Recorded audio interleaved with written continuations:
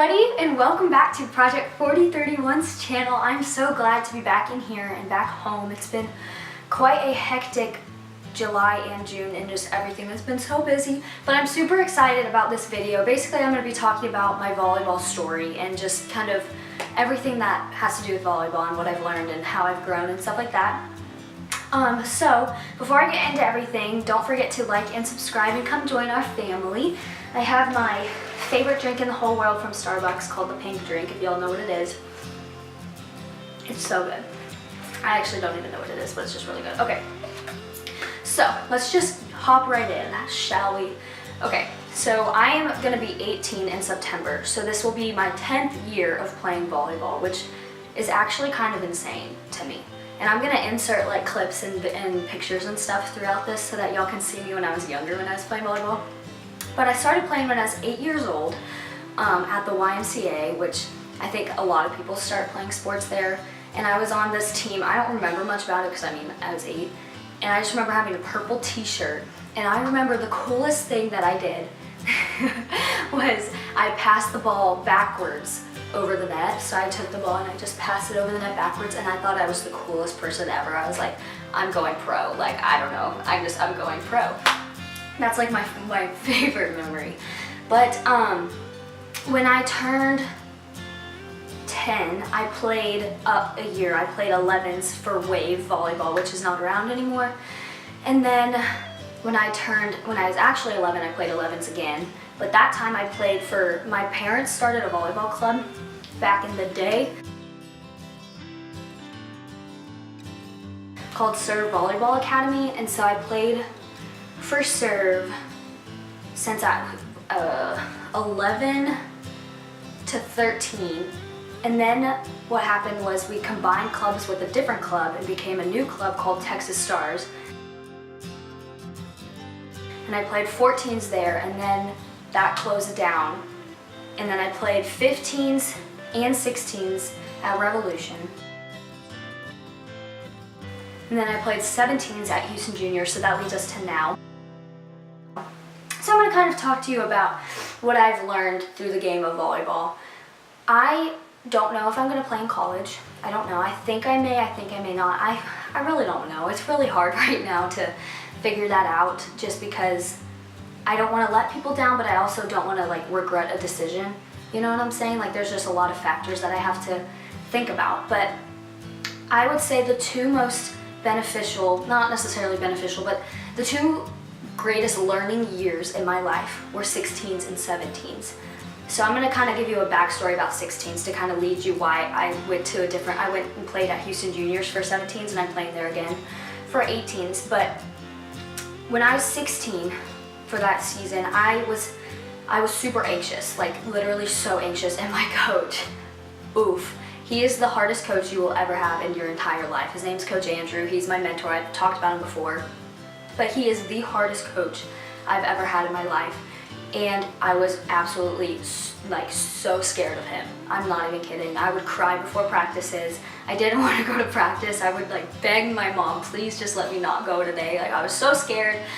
And I kind of ended up getting over that a little bit in January, not a lot. So it was 2017 when this happened. So January, I ended up tearing a ligament in my ankle at the Tour of Texas qualifier, which is like this big qualifying tournament. And I had to, okay, so what happened was I tore the ligament in my ankle, and I was the only setter on the team, which means I had to play. I like had no choice. So we taped up that ankle. I played through the tournament. But I had to kind of make a decision. I'm not going to go into all the detail because like that would be a whole hour-long video. I'm not even kidding.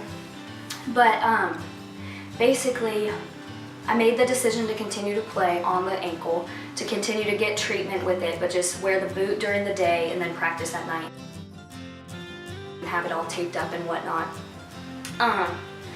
So that decision was probably one of the greatest decisions I could have made for myself and my volleyball skill, because I really I didn't teach myself. I really learned that I was stronger than I thought I was. And I truly 100% believe that if I didn't play for Andrew, if I didn't go through what I went through with my ankle and the worries that I had about it, about like getting more hurt or something worse happening, that I would not have started Project 4031. I can like 100% say that, which is like, it's kind of awesome in a way, because like I look back on it now and I'm like, hey, I went through that so that I could start Project, so that I could be strong enough to talk about my fears and my depression and my anxiety the way that I talk about it now. But that year was probably the greatest year of my entire volleyball career ever. We ended up qualifying in Orlando for junior nationals, which was absolutely like the greatest experience of my life. We went 10-0, which is a huge accomplishment. Don't know how the heck we qualified, because we beat this team that we probably should not have beat like on paper, but somehow we beat them in 2, which is like a huge deal. Don't watch the ball because it's going to be a miss.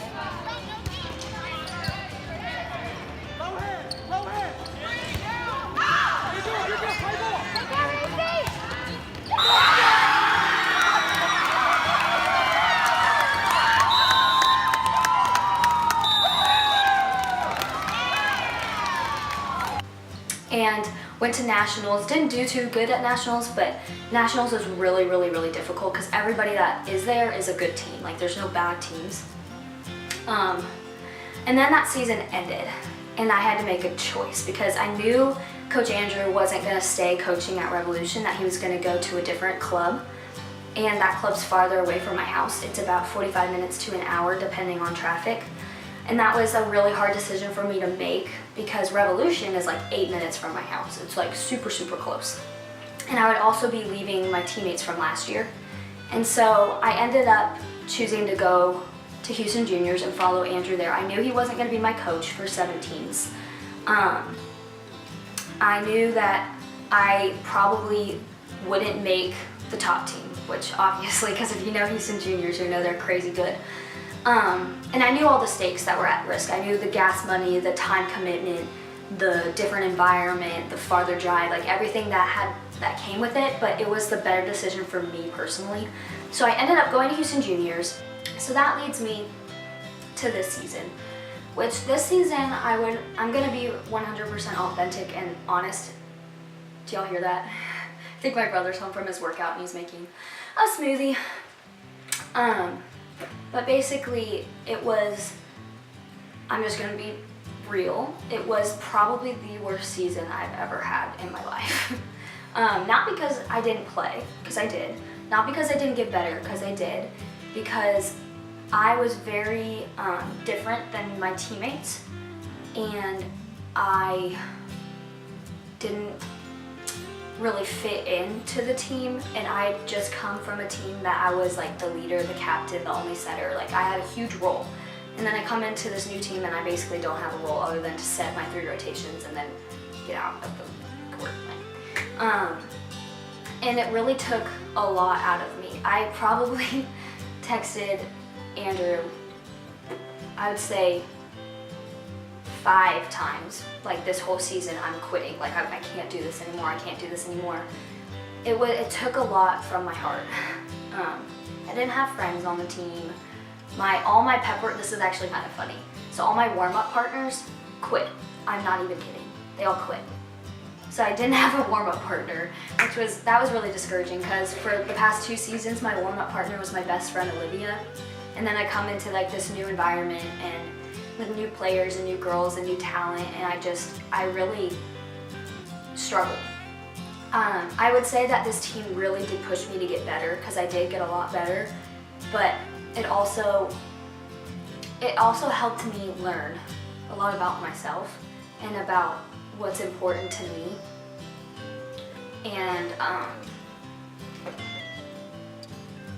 basically, I was in a tough situation. It was just a tough year, guys. I don't want to say anything that I shouldn't say, but I learned, and that's kind of why I was really like, when somebody suggested me talk about my volleyball years, I wanted to talk about this because I've never really told you guys about my team. So, okay, y'all remember a few weeks ago, I posted on Project 4031 asking for prayers because I felt just this like confliction with volleyball and Project and God, and just, I didn't really say that, but now I'm going to talk about it. So Before I left for nationals, I was dead set I was gonna quit. I'm not even kidding. I literally texted Andrew. I told my other coach, Coach Ray, his dad, that's a whole nother story. But I told him, I was like, I'm quitting. Like, I'm not coming back next year. I'm not playing in college. I'm quitting. I'm done. I can't do this anymore. And it was probably one of the most difficult weeks that I had ever, in a long time. And both my parents and Claire, they were both gone. All of them were gone at Claire's nationals, so it was just me and my brother. So I was basically home alone because Will plays golf, and so he's gone most of the day. I was home alone, and I just was like in tears almost every night just about this decision, and I didn't know what God was calling me to do. I didn't know if I should continue to play volleyball and it take my focus away from my ministry. Do I want to pursue just ministry and just forget about volleyball? And I don't know, just a lot was going on in my head, and I was really confused, and I was pretty much like quitting. And then I left for nationals that Friday. So I'd be playing for Andrew and Ray next year, which would be like prime time, best season ever. Not even kidding you, it would be amazing. But I told them I was quitting, okay? So, I'm not even kidding you, Andrew, if you're watching this, I was avoiding you like 100%. I didn't want to see you at all. And the first day, I was like minding my own business, and you come up and you're just like right there. And I was like, shoot, that's great, fantastic, lovely. And so Coach Andrew started talking about a bunch of different exciting things that are like volleyball things that I like started getting like really excited about. And I was like, Abby, you're quitting, aren't you? And then I just got really confused. Basically, what I'm trying to say is that I decided not to quit, and I decided to continue playing, but I mean, I've been kind of on and off about it. But the thing that this season taught me more than anything, and I think the reason why God put me in the situation that I was in a situation that I've never been in before, was to teach me a big lesson about love. So for those of you who are athletes, you understand that there's a different level of love that you have for your teammates. They're your teammates, your brothers, your sisters. Like, you go through thick and thin, you're sweating, you sometimes cry at practices, like you're working your butt off, and it's just a different level of love that you have for them. But I didn't feel that from my teammates. I didn't get very encouraged very often, and it was really hard for me because I just come from a season where I did. And I think the lesson that God was trying to teach me was that regardless of mean teammates, nice teammates, good teammates, bad teammates, you still have to love them.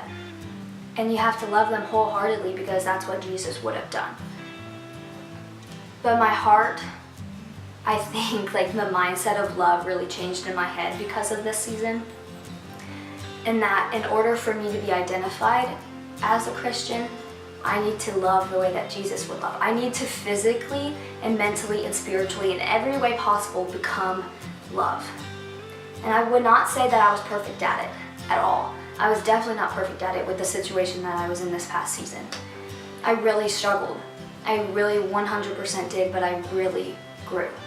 The next thing I learned would probably be how important it is to go back to the river of God, to go back to Christ when you are low. Because I fell to an all-time low this season on this team. A lower, low. It was just a really, really difficult thing for me to go through. And I really wanted encouragement from other people. And I forgot that the greatest encouragement in the whole entire universe is going to come from God. The greatest strength that I could ever find is going to come from God. Not just in sports, but in everything, in school and friends and relationships. Our strength comes from God. So I really had to learn to armor myself in His Word and go battle. Literally, I had to battle my way through this season. But goodness, I learned and I grew. So if you're having an unsuccessful season, remember there's next season, and that nobody has a perfect journey, and that everybody, literally everybody, makes mistakes. On the court, off the court, in school, out of school, whatever it is, we make mistakes. It happens. We're human. Don't let that define you. Don't let your starting position define you. Don't let your bench time define you. Because I can 100% tell you that you are 10 gajillion times greater than that. so much greater than that. And so I really hope that you press into that fact that you are not defined by your teammates, by the coaches, by your club, by your playing time, by your bench time, and that you are so much more. Because that is something that I had to learn, and I learned it the hard way. Don't let sports define you. It's not who you are, it's not who your identity is. Your identity is a child of the Most High King. So hold on to that. I hope you got something out of this video, because I sure did just talking about it. But I love you guys with my whole heart, and I can't wait to film my next video. Without further ado, go and soar, guys. I love you.